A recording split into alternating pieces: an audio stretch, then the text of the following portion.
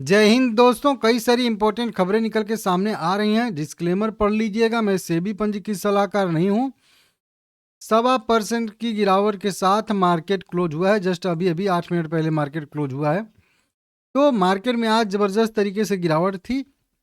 उसी गिरावट का असर देखने के लिए यहाँ पे मिल रहा है हम लोगों को 1.5% की गिरावट जो है सुजलोन एनर्जी लिमिटेड में भी देखने के लिए मिल रही है।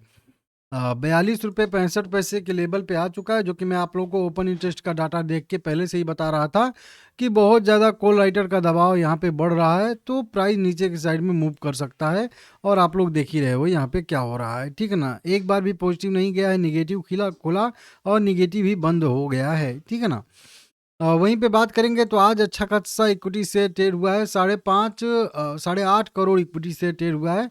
366 करोड़ रुपए के टोटल शेयर बाय सेल हुए हैं, और 48% का यहाँ पे डिलीवरी परसेंटेज भी देखने के लिए हम लोगों को मिल रहा है, ठीक है ना।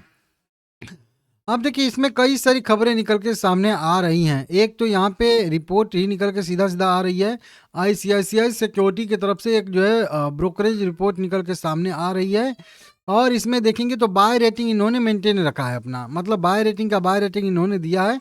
भरोसा अभी भी है आईसीआईसीआई सिक्योरिटी को, और अभी भी इन्होंने भी देखेंगे तो 43 रुपये पे ये रिपोर्ट निकाली है, और इनको अभी 65 रुपये का ऊपर की साइड में टारगेट दिख रहा है, जो कि अप साइड का मोमेंटम दिखा रहा है 51% के आसपास का।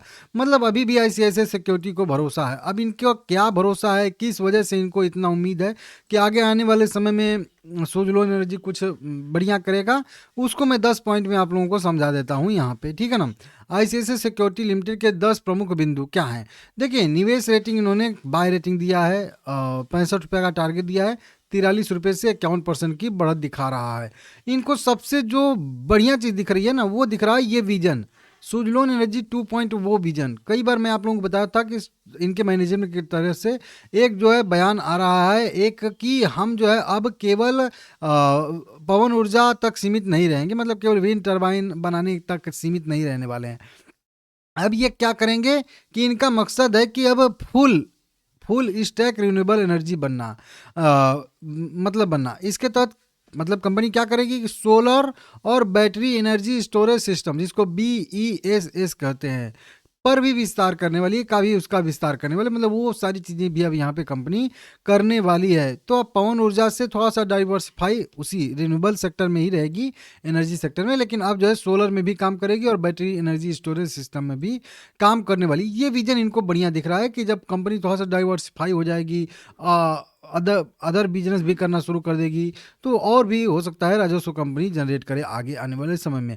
भारी भरकम ऑर्डर बुक, जी हाँ, 6.5 गीगावाट के आसपास का कंपनी के पास शानदार ऑर्डर बुक बना हुआ है, जो अगले 2 साल तक कम से कम तो मतलब काम बिल्कुल पड़ा हुआ है, सामने आपके है, बस करना है। समझ रहे हो आप लोग। तो 2 साल तक तो कोई काम की कमी नहीं है, और 2 साल के अवधि में 24 महीने की अवधि में भाई बहुत, मतलब ये लंबा टाइम हो गया। तो इस अवधि में जितने काम मिलेंगे वो अगले 2 साल के लिए मिल जाएंगे, ठीक है ना। तो बढ़िया सा है कंपनी के पास काम इस तरीके से। कर्ज से मुक्ति, नेट कैश पॉजिटिव, तो कंपनी कर्ज मुक्त तो वैसे ही पहले से ही हो चुकी है। थोड़ा बहुत है तो वो तो रहता है, कई सारे कर्ज जो होते हैं वो किस्तों के साथ ही चुकाए जाते हैं, लंबे टाइम फ्रेम वाले होते हैं, तो वो रहते हैं। लेकिन अभी कंपनी के पास 13 बिलियन का कैश रिजर्व भी है, समझ रहे हो, 2024 दिसंबर तक। तो बढ़िया यहाँ पे अपडेट निकल के सामने आ रहा है। एक सरकार की नीति भी रिन्यूएबल सेक्टर को लेकर जो है बढ़िया पॉजिटिव ही रही है। सरकार 10 गीगावाट पवन क्षमता के लिए टेंडर निकालने की योजना बना रही है। अब पवन टरबाइन के लिए टेंडर निकलेगा, टेंडर कोई भी जीते, टरबाइन तो उन्हीं से चाहिए जो टरबाइन बनाने वाली कंपनी है, जैसे आइनॉक्स विंड है, सुजलोन तो लीडर है, तो लीडर को ही ज़्यादा फायदा होगा ना। तो जब 10 गीगावाट का जो है मार्केट सरकार निकालेगी टेंडर, तो मार्केट में जो लीडर है, मार्केट लीडर, और इसका 30% के आसपास मार्केट शेयर है विंड टर्बाइन में, तो मतलब 10 गीगावाट निकालेगी, तो मान के चलिए 3 गीगावाट भी कम से कम इनके मार्केट शेयर के हिसाब से कम 3 गीगावाट तो मिल ही जाएगा ना। और हो सकता है कि ज़्यादा भी मिल जाए, तो ये भी इससे सबसे बड़ा फायदा मिलने की भी उम्मीद है। ये आईसीआईसीआई डायरेक्ट को यहाँ पे दिख रहा है। आने वाले फाइनेंशियल ईयर में भी अच्छा खासा राजस्व, अच्छा खासा नेट प्रॉफिट की संभावना मतलब मार्केट को दिख रही है। इनको लग रहा है कि 2100 करोड़ रुपए का साल दर साल बेसिस पे कंपनी नेट प्रॉफिट जनरेट कर सकती है, ऐसी संभावना है, और 18,000 करोड़ रुपए के आसपास का राजस्व जनरेट कर सकती है। तो बढ़िया है, अच्छा है। अब कंपनी जो जमीन और ट्रांसमिशन में जो दिक्कतें आ रही हैं उसको भी दूर करने के लिए बहुत सारा कदम उठा रही है, खुद परियोजना विकसित करेगी, अग्रिम योजना पर जोर दे रही है, इस तरीके से यहाँ पे बताया जा रहा है। अब विदेशों में भी कंपनी अवसर तलाश रही है। अब मतलब देश में नहीं, भारत में तो सही है, ठीक है। अब विदेशों में भी कंपनी विंड टरबाइन जो है वो सप्लाई करने के लिए कई सारी साझेदारियां कर रही है, इस तरीके से यहाँ पे है। तो इस तरीके से देख सकते हो, बढ़िया अपडेट आया है, ठीक है ना।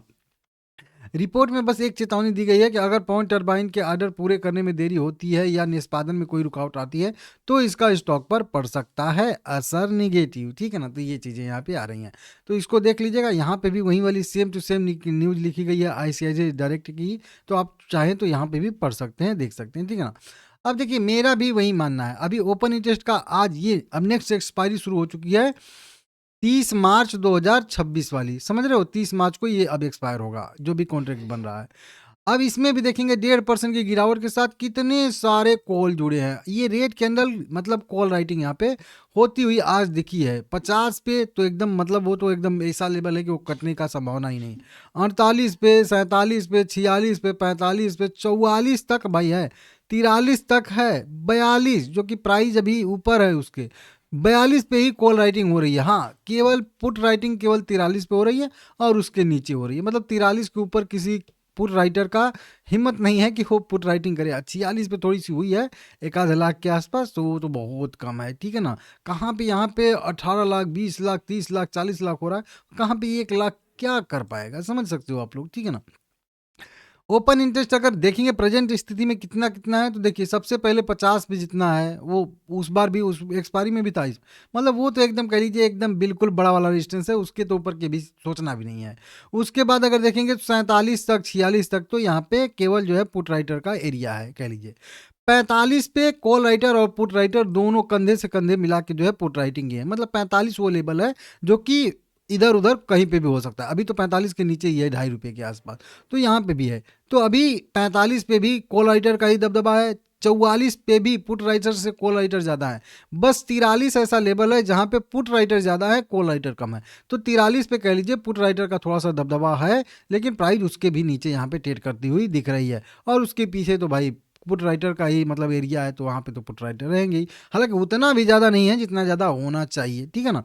तो वही चीज़ें हैं, अभी भी पुट राइटर का दबदबा है। यहाँ पे देखिए पीसीआर देखिए 0.6 का आ रहा है, समझ रहे हो आप लोग। तो अभी भी अगर उधर के साइड से 10 क्वांटिटी है तो इधर के साइड से 6 ही क्वांटिटी है पुट राइटर, समझ रहे हो आप लोग। तो अभी भी निगेटिव यहाँ पे खबरें हैं, देख सकते हो। शेयर जब ब्रेक डाउन दिया था 45 रुपये का तभी बताया था, उसके पहले जब ब्रेक डाउन दिया था 51 रुपये का तभी बताया था कि ये शेयर नीचे जाने की संभावना है, और देख सकते हो 40 के आसपास बताया था।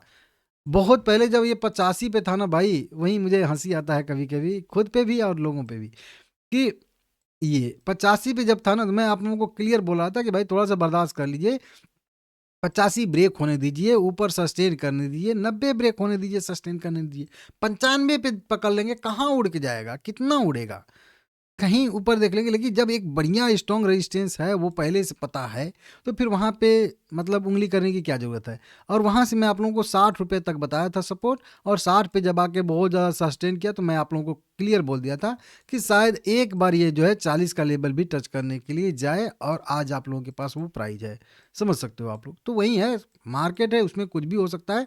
तो ये नहीं कहना चाहिए कि तुमको क्या पता है, तुमको कुछ नहीं पता है, ये नहीं हो सकता, वो नहीं हो सकता, सब कुछ हो सकता है, ठीक है ना।